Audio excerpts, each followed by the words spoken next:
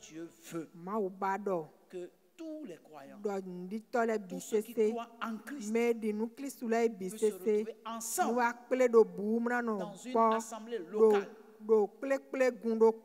en tant qu'église pour prier, pour adorer Dieu. Amen. Lisons. Cantique des degrés de David. Voici, oh, qu'il est agréable, qu'il est doux pour des frères de demeurer ensemble.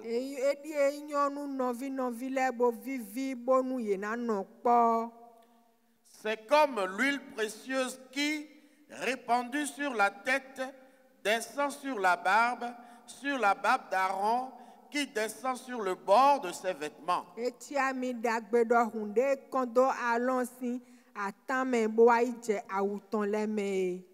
C'est comme la rosée de l'Hermon qui descend sur les montagnes de Sion, car c'est là que l'Éternel envoie la bénédiction, la vie pour l'éternité.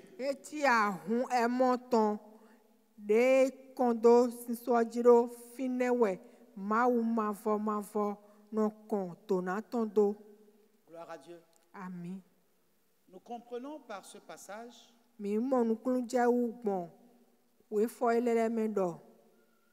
que le désir de Dieu est de voir son peuple uni.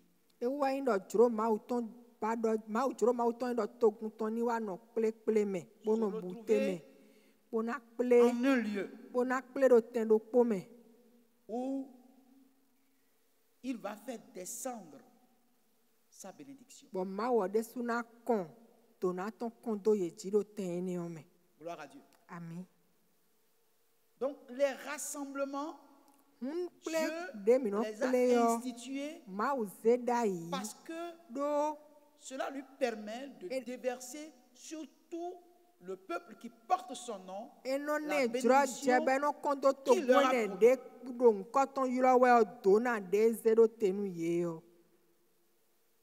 C'est là qu'il renouvelle l'onction de son peuple parce que notre onction doit être régulièrement renouvelée.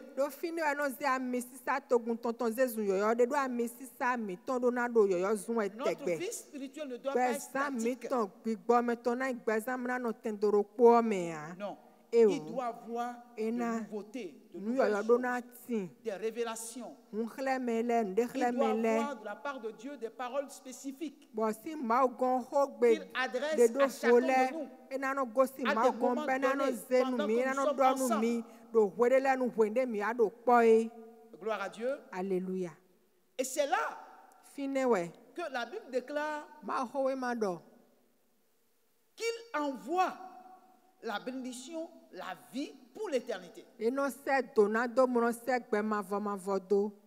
Donc, dans les rassemblements où Jésus est invoqué, il envoie différentes sortes de bénédictions, différentes sortes de grâces.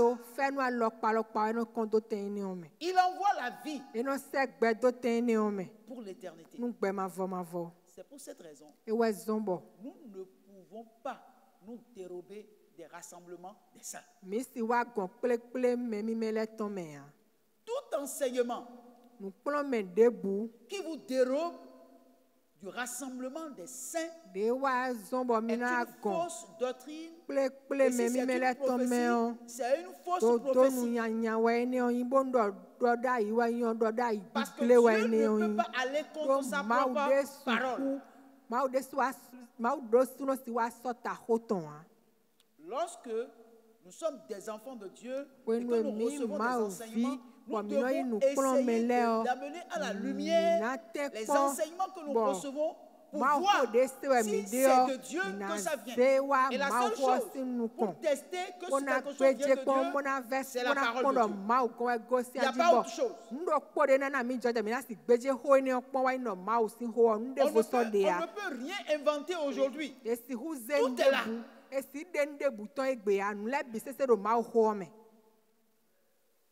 Gloire à Dieu. Alléluia. L'autre côté, c'est Hébreux 10. Verset 23 à 25.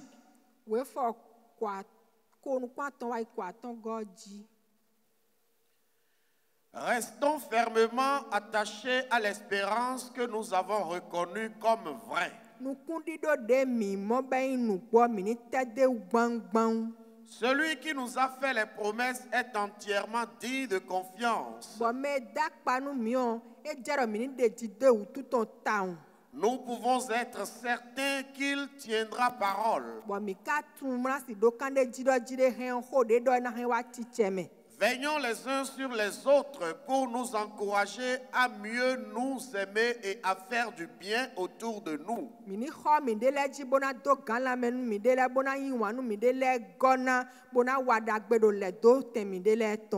Ne prenons pas comme certains l'habitude de délaisser nos réunions.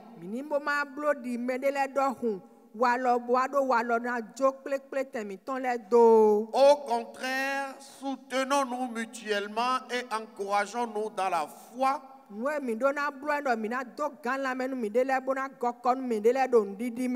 D'autant plus sérieusement que vous voyez se rapprocher le grand jour du retour du Seigneur.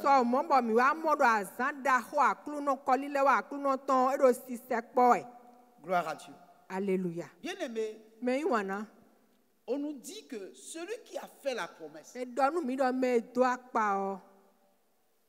il est fidèle pour accomplir la promesse. Nous n'adorons pas un Dieu menteur. Nous adorons un Dieu, non pas un Dieu qui dit la vérité, mais nous adorons un Dieu qui est la vérité.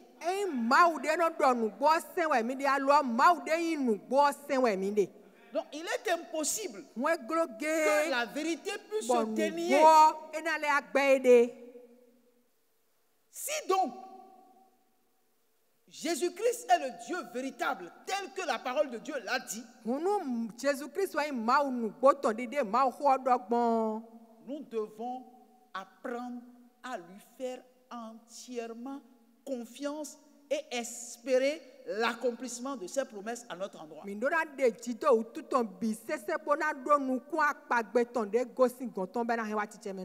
Satan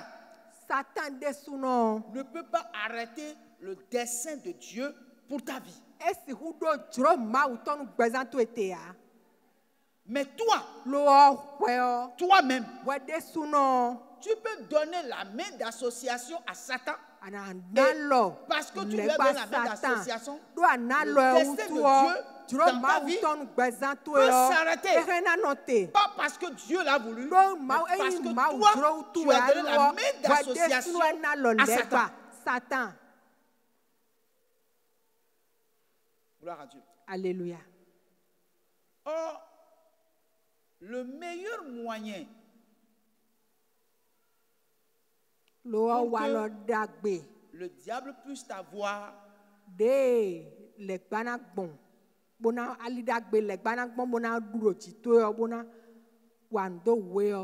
c'est de te prendre et de t'isoler du peuple de Dieu.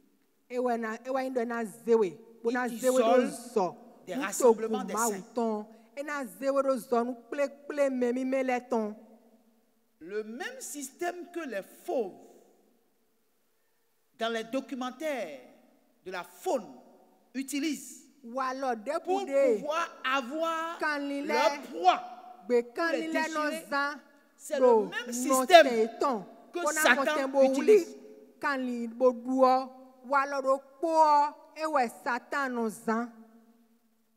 Faire tout pour vous faire sortir du troupeau. Et lorsqu'il vous enlève du troupeau, il vous enlève de toute protection.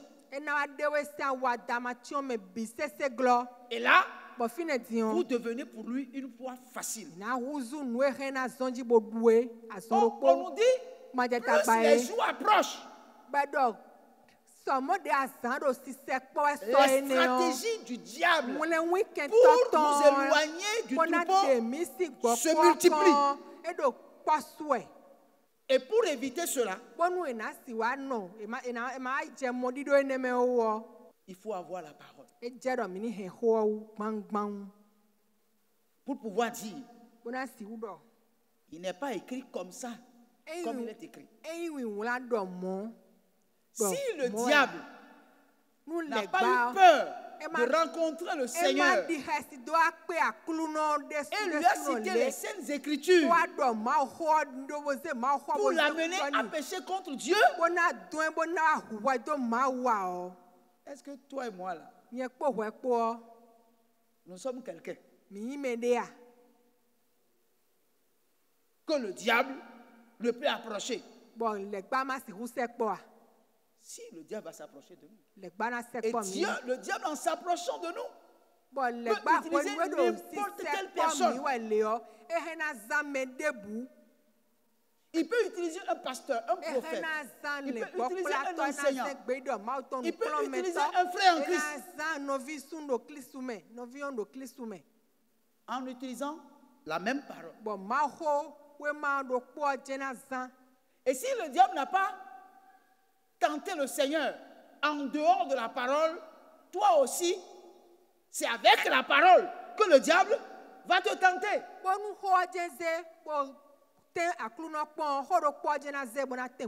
Quand il dit il est écrit,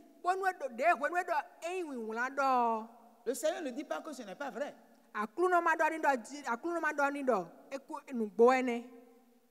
Non, le Seigneur lui a dit, il est aussi écrit. Je reconnais que ce que tu as cité est vrai, mais je veux te dire, il y a un autre passage qui dit ceci.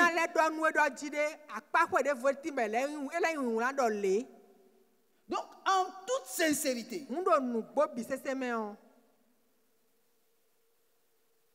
aucun de nous ne peut être épargné si il ne reste au sein du peuple, qui ne reste attaché au peuple, qui invoque le nom du Seigneur. Tant que le peuple sera en train d'invoquer le nom du Seigneur et que tu es au milieu du peuple, ta sécurité est assurée. Mais dès que tu sors du peuple, il faut savoir que ta sécurité n'est plus très assurée. Et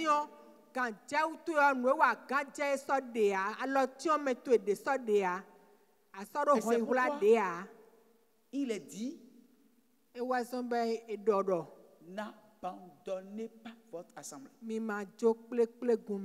J'aime la version parole de vie que je voudrais qu'on nous relise. On dit, restons fermement attachés à l'espérance que nous avons. N'abandonnons pas nos assemblées, comme certains qui ont pris l'habitude de ne plus venir. Au contraire, aidons-nous davantage les uns les autres, puisque vous le voyez, le jour du Seigneur est proche. Donc nous avons besoin de nous aider, de nous entraider. Nous avons besoin de nous encourager. Nous avons besoin de nous conseiller. Nous avons besoin de nous avertir l'un et l'autre. Voilà l'une des raisons d'être, n'est-ce pas, du rassemblement des saints.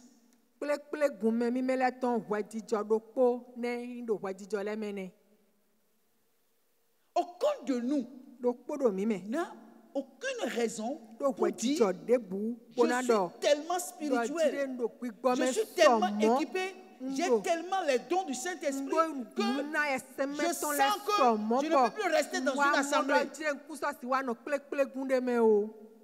as un problème. Tu as un problème. Ou bien les gens vont dire non, mais quand on prêche là, moi je ne reçois plus rien. Quand on prêche, moi je ne reçois plus rien.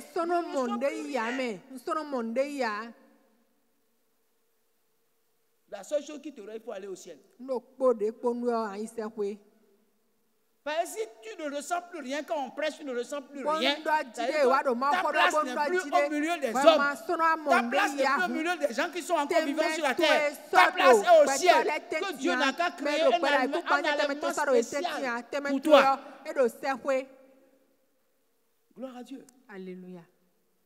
Ne soyons pas égoïstes. Dieu ne veut pas ça.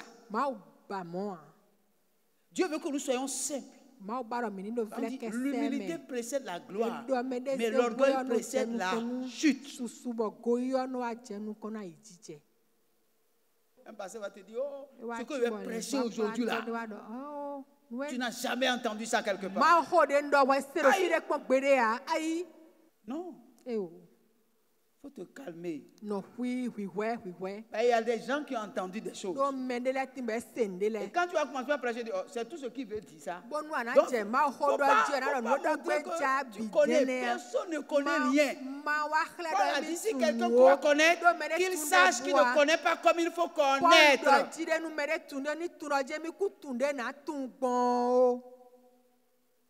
Dieu est une montagne. Tant que tu n'as pas encore fait le tour de la montagne, ne dis pas que Dieu là, il est noir. Le côté où toi, tu as vu là, c'est ça qui est noir. Mais l'autre qui est de l'autre côté, va dire, de l'autre côté là, c'est jaune. C'est pourquoi tous ceux qui font le tour de la montagne doivent être ensemble. Et chacun va dire, là où je suis resté là, c'était noir. L'autre va dire, là où j'étais resté, c'était bleu. Donc Dieu a la couleur de l'arc-en-ciel. Mais quelqu'un va dire non, je connais toujours la totalité de la vérité. Non, Dieu n'a jamais voulu ça. Si Dieu met toute ta connaissance en un seul homme, mais le monde est foutu. Imaginez que Dieu met toute sa connaissance en moi.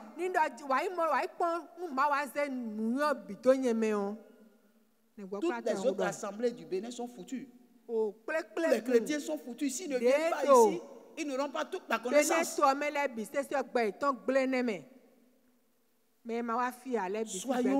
Soyons quand même sages. Alléluia. Amen. Alléluia. Amen. Alors, bien aimé. Donc, si Dieu veut que nous soyons ensemble, de quelle manière Dieu veut-il que nous restons ensemble? De quelle manière devons-nous rester ensemble pour que le but de Dieu pour son assemblée soit accompli? Comment?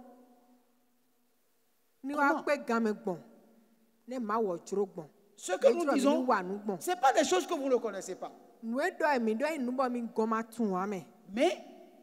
c'est un rappel que nous faisons. C'est comme nous réveillons votre mémoire. Parce que de temps en temps, nous oublions. Et quand on oublie, on commence à faire des choses autrement que ce que devait faire normalement.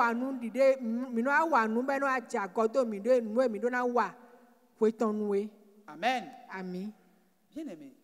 Si nous faisons les choses telles que Dieu veut que nous les fassions dans nos rassemblements, je vous dis, nos rassemblements seront des rassemblements de grande réjouissance. De grande réjouissance. On ne peut pas rentrer dans la présence de Dieu et repartir avec de la peine dans le cœur. Non, on repart requinqué. On sent que non. Maintenant, je vais aller affronter le monde. Et je vais affronter le monde et je vais réussir. Le rassemblement de ça doit créer en nous le courage. Nous doit nous requinquer, nous donner la force de nous organiser pour aller de l'avant. C'est ça le rassemblement de ça. Mais pour que cela soit, il ne suffit pas que nous nous réunissons seulement. Il faut que nous créons le cadre.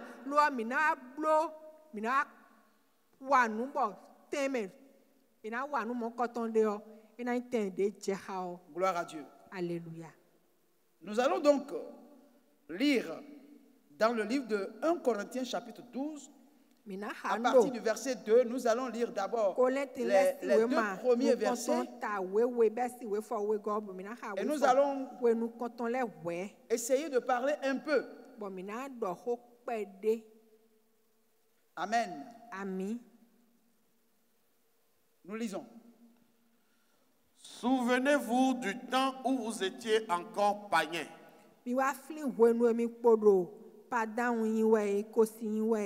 vous vous laissiez entraîner aveuglement d'une idole à l'autre.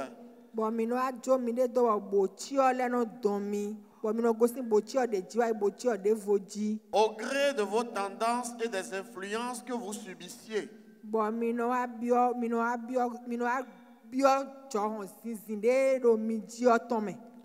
Et aucune de ces divinités ne pouvait parler.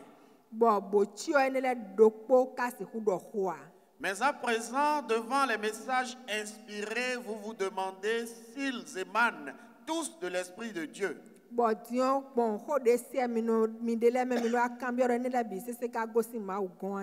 C'est pourquoi je voudrais vous donner un bon critère.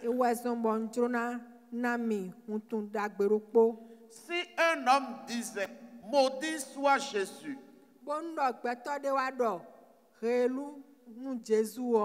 il ne saurait en aucun cas parler sous l'inspiration de l'Esprit de Dieu. Si par contre, quelqu'un confesse Jésus est le Seigneur, c'est l'Esprit Saint qui l'y pousse.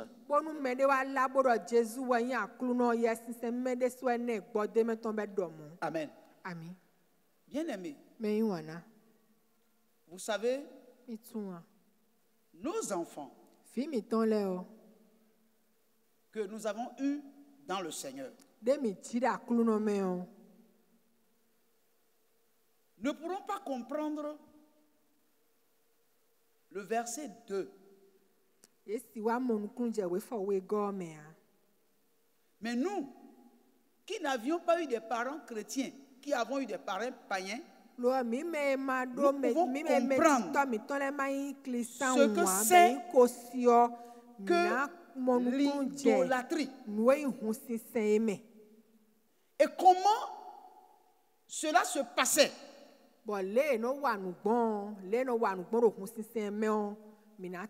Donc, l'apôtre Paul a été tellement clair.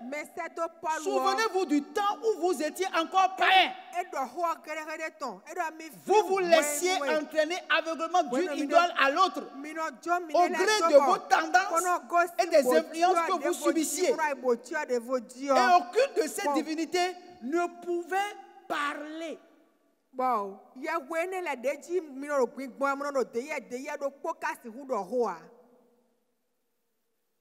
Gloire à Dieu. Alléluia.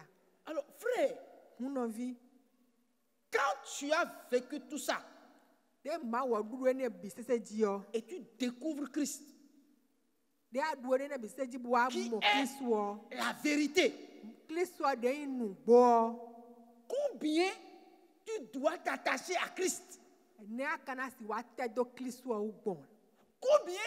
tu dois voir la vérité du Christ, c'est-à-dire sa parole, et ne vivre que par sa parole.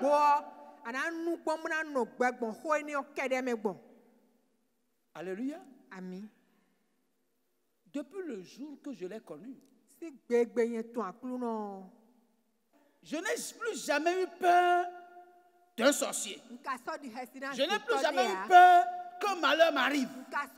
Parce que la Bible dit, le malheur atteint souvent le juste, mais l'Éternel l'en délivre toujours. Donc, même le malheur, je ne crains plus parce que je crois que l'Éternel va me délivrer de tous les malheurs qui vont se pointer à moi. Et on m'a dit tout à l'heure que celui qui a fait la promesse, il veille pour son accomplissement. Donc, en toute sincérité, si l'Éternel est mon berger, de qui aurais-je peur? Personne.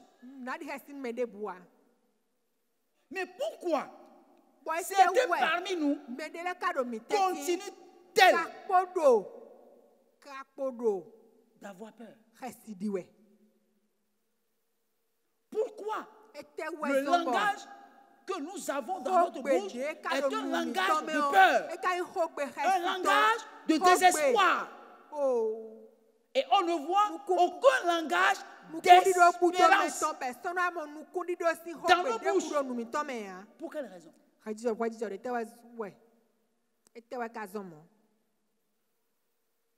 Gloire à Dieu. Alléluia. Alors, si donc, il y a des gens qui continuent d'avoir peur des sorciers, peur du malheur qui va venir demain, ceux-là ont besoin de s'asseoir au milieu du peuple de Dieu. Pourquoi? Parce que c'est dans l'assemblée des saints que Dieu fortifie, que Dieu encourage, que Dieu ouvre les yeux. C'est dans l'assemblée des saints que Dieu justifie. Parce qu'au milieu des assemblées des saints, tu peux entendre des gens témoigner de la grandeur de Dieu. Tu vas entendre des gens qui ont traversé la même situation que toi, mais qui ont été délivrés par le Seigneur. Ça renforce ta foi. Ça te donne encore de l'assurance. Tu comprends qu'il faut compter sur ce Dieu. C'est dans le rassemblement des saints que Dieu fait ces choses-là. Alléluia. Amen. Alléluia. Amen. Et Paul dit, mais à présent, devant les messages inspirés, vous vous demandez s'ils émanent tous de l'Esprit de Dieu. Maintenant que vous êtes venus à Dieu, vous mettez encore de doutes sur des messages inspirés. Et vous vous dites, est-ce que ce qu'on dit là, est-ce que c'est inspiré? Est-ce que ça vient de Dieu? Ça veut dire que même les messages inspirés, vous n'y croyez pas, ou sinon vous doutez même des messages inspirés.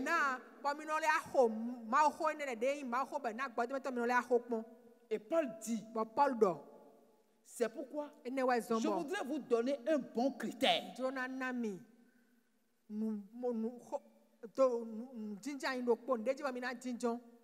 Si un homme disait, maudit soit Jésus, il ne saurait en aucun cas parler sous l'inspiration de l'Esprit de Dieu. Amen. Ça veut dire quoi? Si tout message qui sort va à l'encontre de Jésus, ce message n'est pas inspiré. Le message qui est inspiré, c'est le message qui glorifie Jésus. C'est le message qui dit que Jésus est Seigneur, que Jésus est venu dans la chair, qu'il est mort à la croix, qu'il a été enseveli et qu'il est ressuscité. Et qu'actuellement, il est assis à la droite du Père. C'est le message inspiré.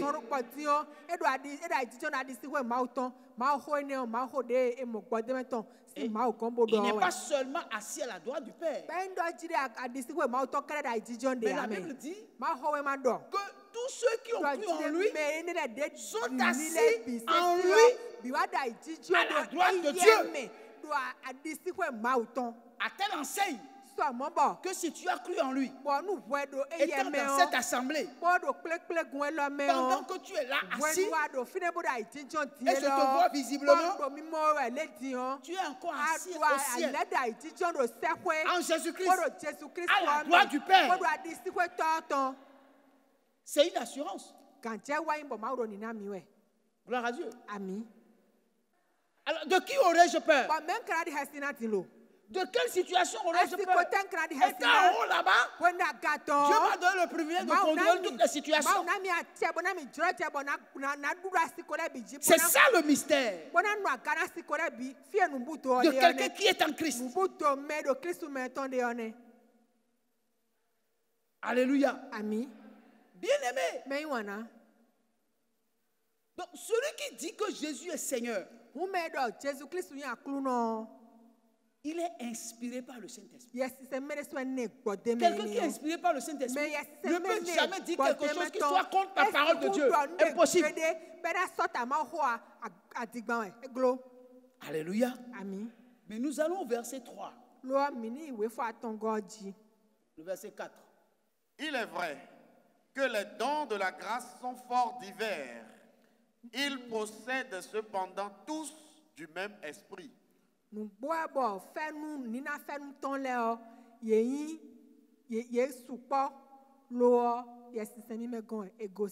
Les services dans l'église sont différents, mais c'est un seul et même Seigneur que nous servons.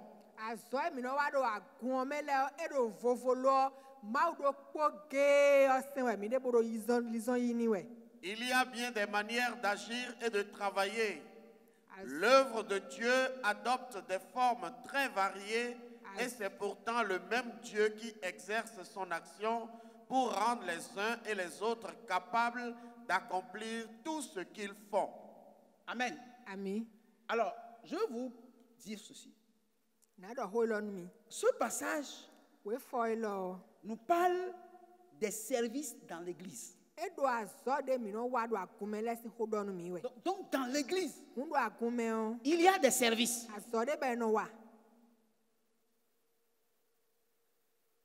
Alléluia. Amen. Il y a des services. Et c'est à cause de ces services-là que Dieu veut que nous restons ensemble. Donc, dans l'église, il y a des services. Et c'est pour ces services-là que Dieu veut que son église reste ensemble. Gloire à Dieu. Alléluia. Et la question que nous allons poser, si donc dans l'église, dans le rassemblement des saints, il y a des services, quel service moi je rends? Quel est mon service? Moi j'ai été appelé à servir dans quel domaine? Gloire à Dieu. Alléluia. Donc, le rassemblement des saints ne peut avoir, n'est-ce pas, sa signification que lorsque tous ceux qui sont en son sein savent quel est le service auquel ils sont appelés et qu'ils rendent ce service-là.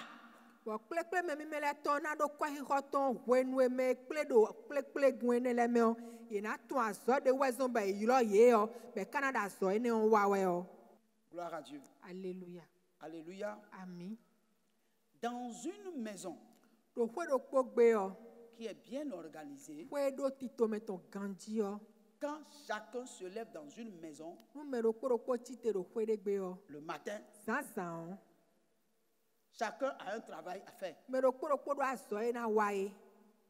est d'accord? Moi, je crois que quand nous nous levons le matin, la première chose, si c'est sur une natte que nous nous couchons, quand nous nous levons, nous faisons quoi? Faut plier la natte. C'est un service, non? Maintenant, si c'est un lit, quand on se lève, la première des choses, il faut refaire le lit. Il faut délier le moustiquaire, il faut délier. Mais après avoir fait le lit,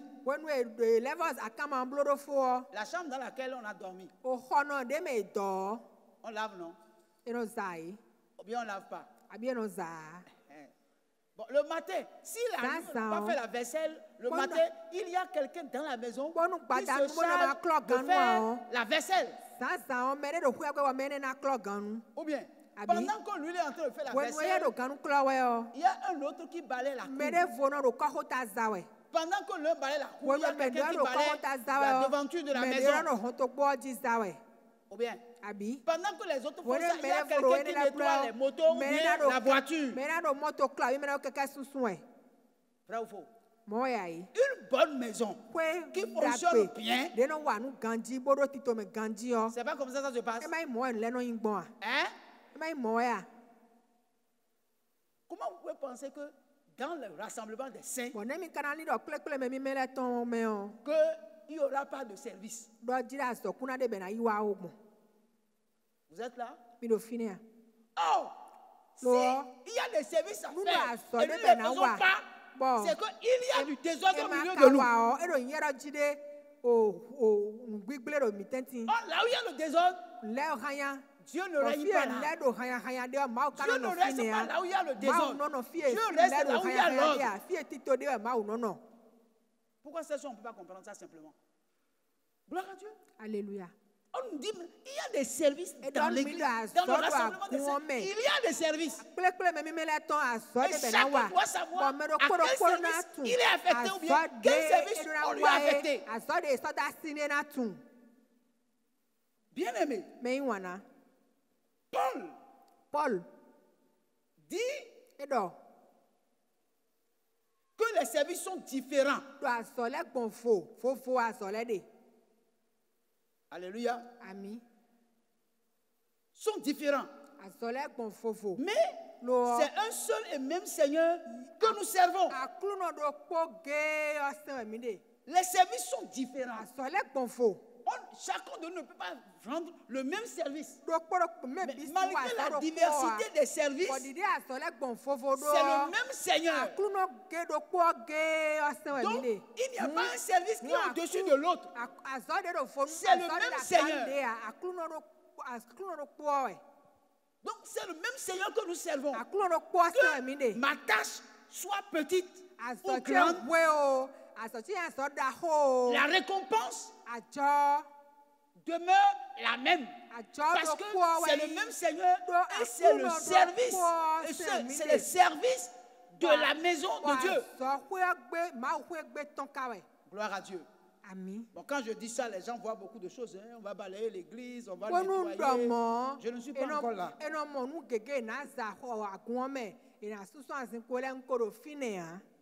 Gloire à Dieu. Alléluia.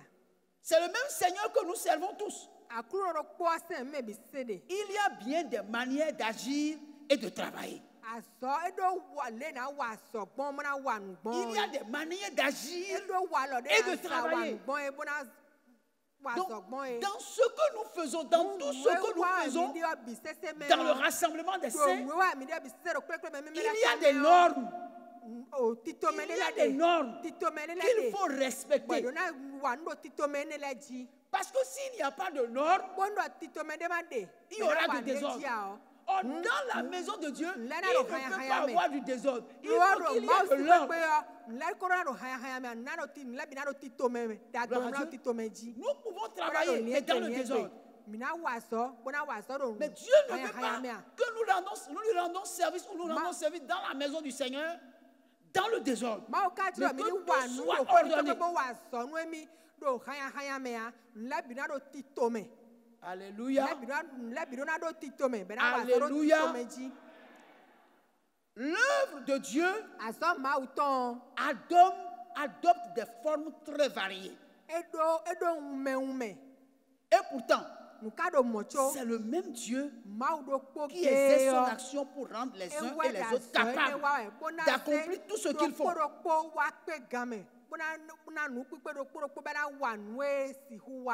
Donc, on nous dit ici que l'œuvre de Dieu adopte des formes très variées. Alléluia. Amen. Il y a des choses, c'est-à-dire, parmi nous, il y a des gens qui ont des choses extraordinaires en eux.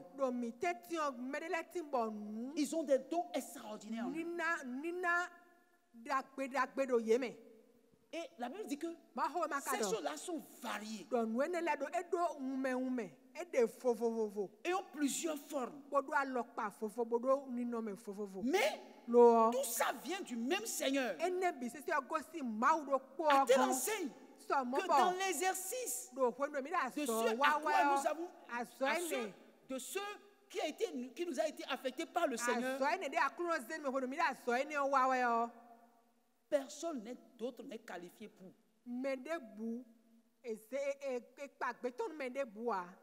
Vous comprenez? Personne d'autre n'est qualifié pour. C'est-à-dire ce que le Seigneur t'a confié à faire, c'est spécifiquement identifié à toi.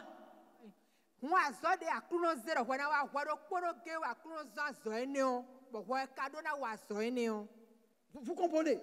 Donc, parmi vous, il y a des gens spécifiques qui peuvent faire certaines choses que lui ne peut faire, moi non plus je ne peux faire.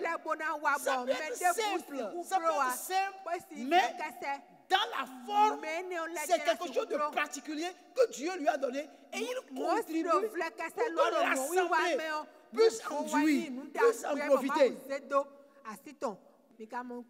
Gloire à Dieu. Ça veut dire quoi? Ça veut dire que lorsque tu es là assis dans l'assemblée, alors qu'il y a des services que tu dois rendre pour rendre encore l'assemblée tu ne le fais pas. En réalité, ta présence est inutile. Ta présence n'est pas utile parce que tu ne contribues à rien. Il y a des gens, quand ils donnent les offrandes et puis ils donnent la dîme, c'est fini, ils ont déjà tout fait.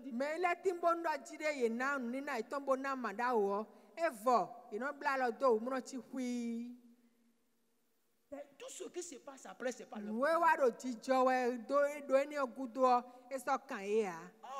ce n'est pas seulement de ta dîme et de tes offrandes que Dieu a besoin. Dieu a besoin des talents qui sont en toi. Ce talent-là doit être mis au service de l'assemblée locale. Béni, je vais te poser une question et tu vas m'expliquer simplement. Explique-moi, qu'est-ce que c'est que la musique? C'est l'art de combiner les sons d'une manière agréable à l'oreille. Je n'ai pas entendu. C'est l'art de combiner les sons d'une manière agréable à l'oreille. Combiner les sons. Combien de sons? Les sons à partir de 2 jusqu'à l'infini. Jusqu'à l'infini. Oui. Pour les rendre agréables. Oui. Donc, si on n'a pas l'art de les combiner, les sons peuvent créer du désordre. C'est ça, non? Vous me suivez? Les sons existent. Mais pour les avoir en harmonie, il faut les combiner. Il y a plusieurs sons. Mais pour qu'on ait un bon son, pour que ça nous donne satisfaction, il faut les combiner. Donc c'est comme ça, merci beaucoup. C'est comme ça qu'il y a diversité de dons. Mais le même esprit. Mais pour que tout soit, il faut qu'on les combine. Il faut qu'on les harmonise. Donc, le rôle que Dieu nous amène à jouer dans l'assemblée locale, c'est que nos différents dons, nous puissions les combiner à les rendre agréables à nous-mêmes. Tant que chacun de nous ne va pas comprendre que c'est l'une des raisons pour lesquelles Dieu a voulu que nous soyons une assemblée, nous serons toujours tournés en train de tourner en rond et nous allons dire que Dieu ne nous utilise pas. Alors que Dieu utilise chacun de nous, mais c'est le fait que nous n'arrivons pas à les harmoniser, à les combiner ensemble. Amen. Écoutez bien. Il dit, Dieu adopte des formes très variées. Et pourtant, c'est le même Dieu qui exerce son action pour rendre les uns et les autres capables d'accomplir tout ce qu'ils font. Donc, bien-aimés peuple de Dieu, je veux nous exhorter. Je veux nous exhorter pour nous dire, cette année-là, faisons un effort pour ne plus être égoïste.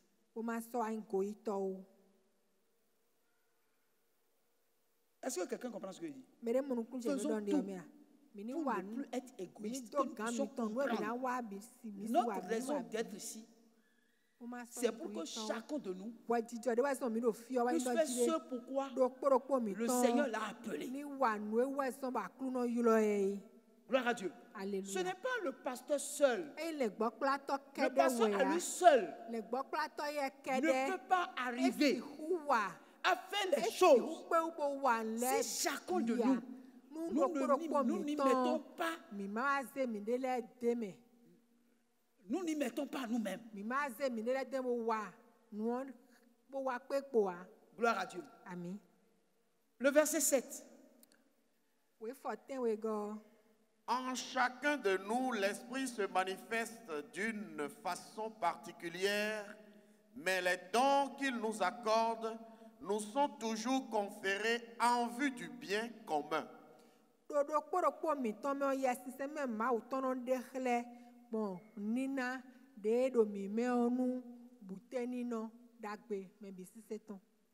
C'est pour être utile aux autres que l'Esprit donne à l'un une parole pleine de sagesse qui lui permet de prodiguer des conseils précieux pour la vie quotidienne. À l'autre, l'Esprit confie un message qui enrichit les connaissances et expose avec clarté le plan de Dieu. Un autre reçoit du même Esprit une foi qui peut opérer des prodiges. À un autre, ce même esprit accorde des dons pour guérir des malades. Un autre encore a le pouvoir de faire des miracles. Un tel a reçu le don d'interpréter et d'exposer la volonté de Dieu. Tel autre sait distinguer ce qui vient de l'esprit divin de ce qui émane des mauvais esprits. Ici, quelqu'un parle et loue Dieu dans des louanges inconnues. Là, un autre interprète ces langues et traduit ce que dit le premier en paroles intelligibles. Mais tout cela est l'œuvre d'un seul et même esprit qui distribue à chacun son don comme il l'entend. Amen. Amen. Bien-aimé, parce que tu as cru en Jésus, c'est par le Saint-Esprit que tu as été convaincu. D'accord? Et Dieu t'introduit dans son assemblée par le Saint-Esprit pour mettre en toi un don. Et ce don-là, c'est pour que tu le mettes au service des autres. Vous me suivez? Vous me suivez? Le don que Dieu te donne, c'est pour le mettre au service des autres. Ce n'est pas pour que tu te serves. C'est pour que tu mettes ce don-là pour servir les autres. Tout don que Dieu te donne, c'est pour l'utilité commune. Or, Dieu ne donne pas le même don à tout le monde. Il peut donner au pasteur Freddy le don de discernement des mauvais esprits. Je dirais le don de discernement des esprits. C'est-à-dire que quand un esprit mauvais se manifeste, lui, il peut connaître automatiquement que cet esprit-là, ce n'est pas l'esprit de Christ. Donc quand un esprit se manifeste dans la vie d'un frère ou d'une soeur qui n'est pas l'esprit de Dieu, il peut le reconnaître en même temps. Or, si on reconnaît qu'il y a un mauvais esprit dans la vie d'un frère, le frère a besoin de quoi? D'une délivrance.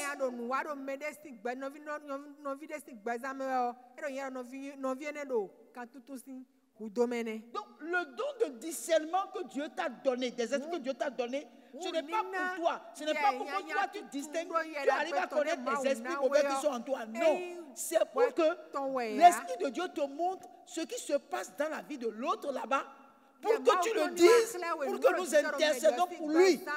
C'est ça l'amour. Le don est utilisé avec amour. Ce n'est pas quand tu vois l'esprit mauvais dans la vie de quelqu'un, tu dis, hey, Yogé, le frère là, Yogé, le rempli de démons, Yogé. Tu sais, la sœur là-bas, j'ai vu, tu sais combien d'esprits j'ai vu en elle? 20. Non, ce n'est pas pour que en parles pour détruire le frère ou la soeur. C'est que quand tu trouves cela, il y a des gens à qui Dieu a donné aussi le don de service d'intercession. Tu interpelles le service d'intercession au sujet de ce que tu as vu. Et on amène ça à la lumière de la parole pour appeler le frère et l'intercession va se mettre au service pour l'aider à être délivré. Ça va? Vous me suivez? Si l'assemblée locale ne joue pas son rôle, si tous ceux qui sont dans l'église ne rendent pas le service pour lequel ils ont été appelés, l'assemblée ne peut pas évoluer. Gloire à Dieu. Alléluia. Mais un autre, la sagesse. Gloire à Dieu. Quand il rentre ici, il regarde comme ça, il dit non, les chaises là ne doivent pas rester là.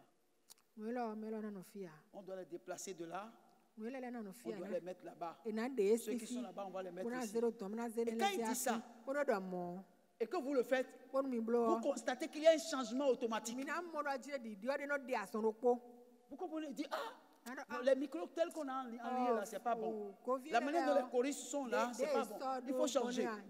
Celle-là doit quitter ici pour aller là. Celle-là doit quitter ici pour aller là. Si vous faites ça, vous regardez net. Vous allez dire, ça c'est clair. Vous comprenez? Donc dans l'église, les dons qui sont donnés, c'est pour faire fonctionner l'église. Et c'est pour aider les frères. Mais si vous avez des dons et vous les cachez, vous les gardez pour vous, l'assemblée des saints ne va jamais évoluer. Vous comprenez? Moi je parle la langue. Mais je ne sais pas ce que je dis. Mais je sais que je dis des mystères à Dieu. Gloire à Dieu. Mais à lui, Dieu lui a donné de comprendre ce que je dis. Donc ce que je dis, lui, il peut l'expliquer. Vous comprenez? Donc, j'ai besoin de lui pour que ce que je dis, je comprenne. Maintenant, si je le dis dans l'assemblée, elle me dit, si nous parlons en langue dans l'assemblée, il faut qu'il y ait un interprète pour interpréter. Donc,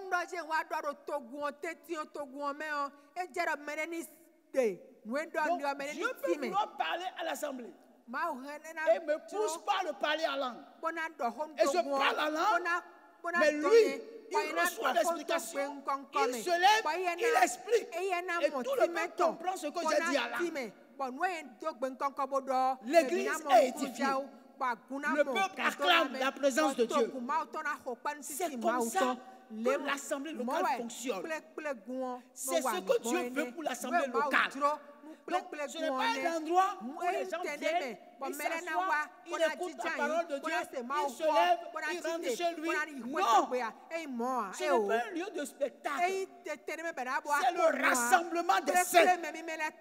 Tant que nous n'allons pas comprendre et fonctionner comme ça, il y aura toujours de petits problèmes au milieu de nous. Toujours. Nous ne venons pas pour montrer le nouveau costume que nous avons acheté. Non. C'est pas ça. Parce que nous en aurons tellement de costumes. Gloire à Dieu. Et quand on en a de trop, ça devient encore un problème. Vrai ou faux? Vrai ou faux? Je veux finir en disant ceci à partir du verset 12.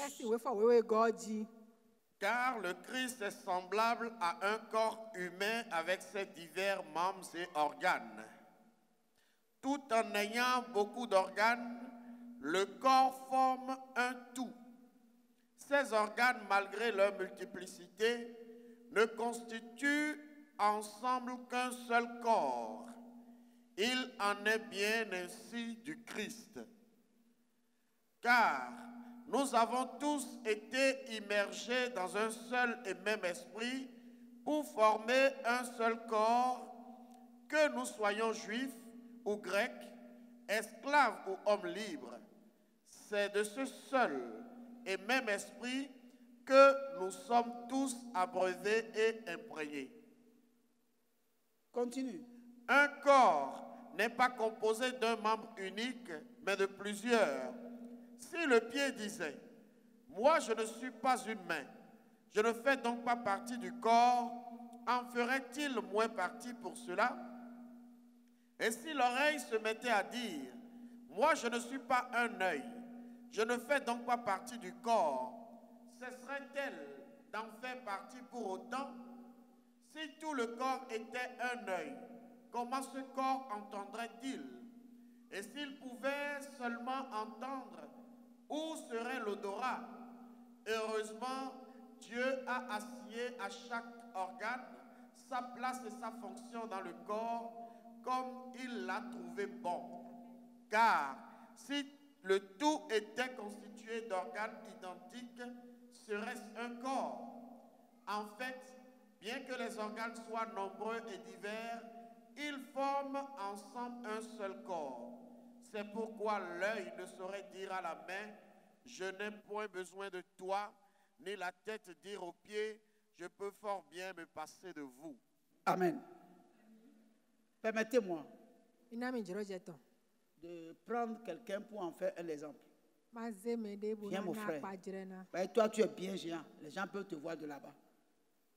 Gloire à Dieu. Alléluia. Mets-toi là.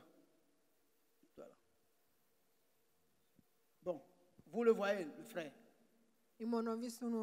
La Bible dit que Christ est un corps. C'est un corps. Gloire à Dieu. Amen. Christ est un corps. Alléluia. Mais lui-même, la partie principale qu'il compose, c'est la tête.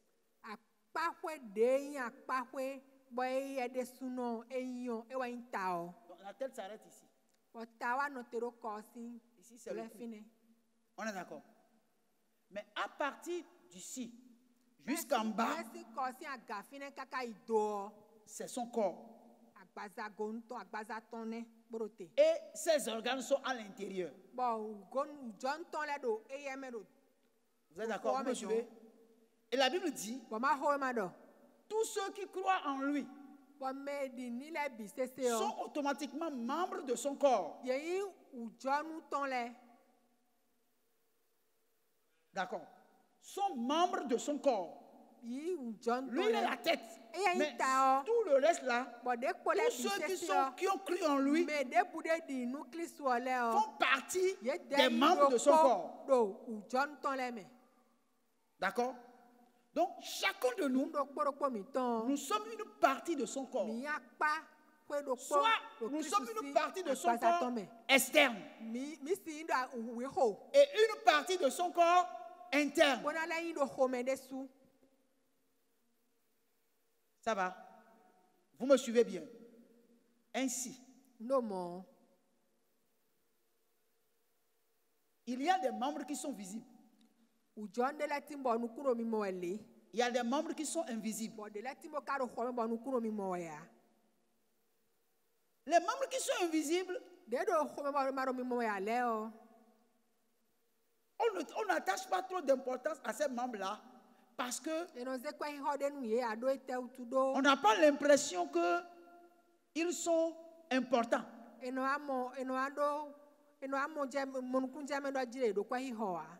Alléluia. Vous me suivez bien. Vous me suivez bien. Donc, parmi nous, il y a des gens qui font partir de son porc.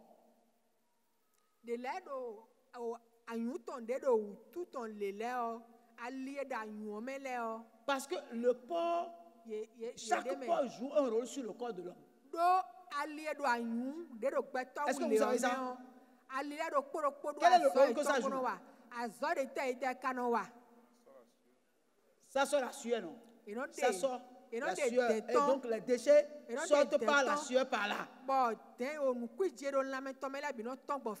vous poser une question. Est-ce que est-ce que nous pensons un peu aux porcs? Est-ce qu'il nous arrive de penser aux porcs qui sont sur notre corps? Des fois, c'est quand on pose la question, on dit, c'est le monde que ça joue. On est d'accord. Donc, parmi nous, il y a des gens qui font partie de chaque porc. Et c'est par eux que le Christ fait dégager les déchets qui sont en lui. Par ça que le corps du Christ font dégager les déchets qui sont en lui.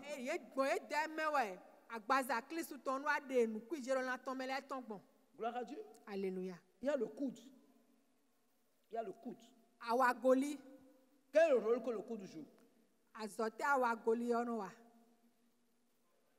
Hein? Supporte pour plier les bras.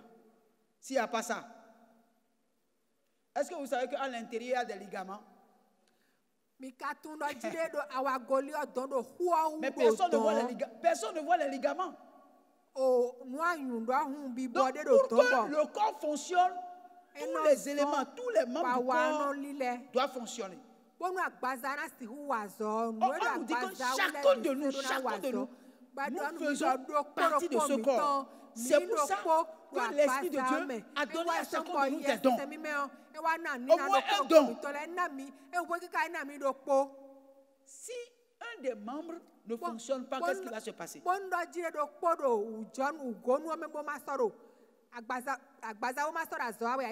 Qu'est-ce qui va se passer?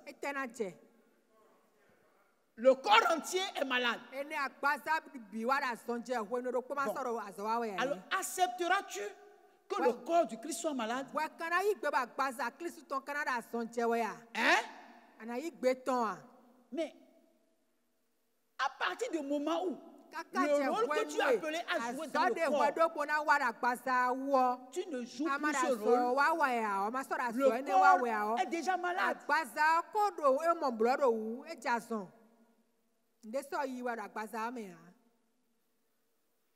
Vous comprenez? Donc, c'est pour que le corps fonctionne que Dieu a exigé qu'il y ait des assemblées locales. Pour que chaque membre du corps joue le rôle qui est le sien. Donc, vous ne pouvez pas être indifférent tout en sachant que vous êtes membre du corps et qu'un don vous a été donné et que le don doit être utile à la communauté.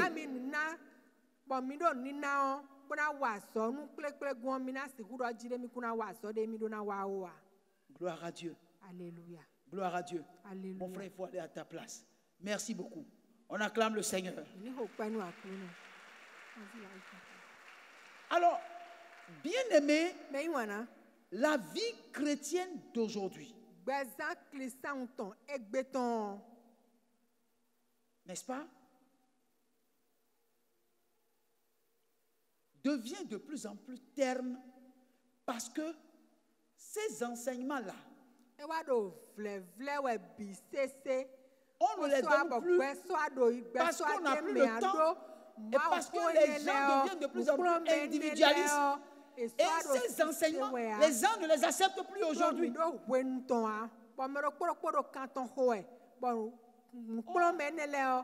y a des bénédictions que vous demandez à Dieu, mais c'est dans l'exercice de votre fonction envers le corps que ces bénédictions arrivent. Il va dire,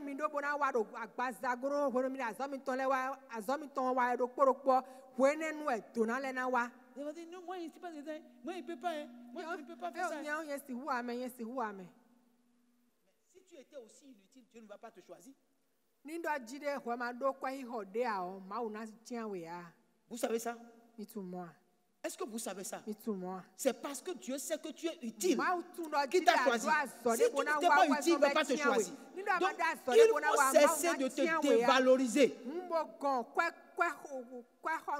Il faut cesser de te dévaloriser en disant non, moi je ne peux pas, moi je ne peux pas. Le Seigneur même sait que je ne peux pas. S'il sait que tu ne peux pas, il ne va jamais te choisir. S'il sait que tu ne peux pas, il ne va jamais te choisir. Parce que Dieu n'aime pas les fainéants. Ah, le Seigneur sait que Le Seigneur ne sait rien. C'est toi qui sais que tu ne peux pas. Le Seigneur sait que tu peux. C'est pourquoi il est allé te chercher. Regarde dans ta famille, est-ce que c'est toi seul qui est dans ta famille? Quand on va voir les gens de ta famille, est-ce que tu crois que tu es le mieux? Gloire à Dieu. Alléluia. Alléluia. Bien-aimé, il faut que nous comprenions. Quand Jésus t'a saisi, quand Jésus t'a sauvé là, il faut savoir que c'est un grand amour. Et parce que c'est un grand amour, il faut te laisser pour qu'il t'utilise. Il faut te laisser. Gloire à Dieu. Alléluia. Il n'y a rien de merveilleux que de donner sa vie à Jésus et de voir sa vie être transformée. Gloire à Dieu. Amen. Mais c'est pour vous dire, si Dieu vous a choisi, il a une raison pour vous choisir. Ne vous retenez pas. Lâchez-vous. Libérez-vous. Faites le service avec un cœur sincère. Et vous allez voir que 2022 va vous livrer sa grâce. Gloire à Dieu. Alléluia. Tant sur le plan spirituel que sur tous les autres plans. 2022 va vous libérer sa grâce. Et vous allez dire, je ne savais pas ça. Que Dieu vous garde. Et que Dieu vous bénisse. Je vous souhaite un bon dimanche.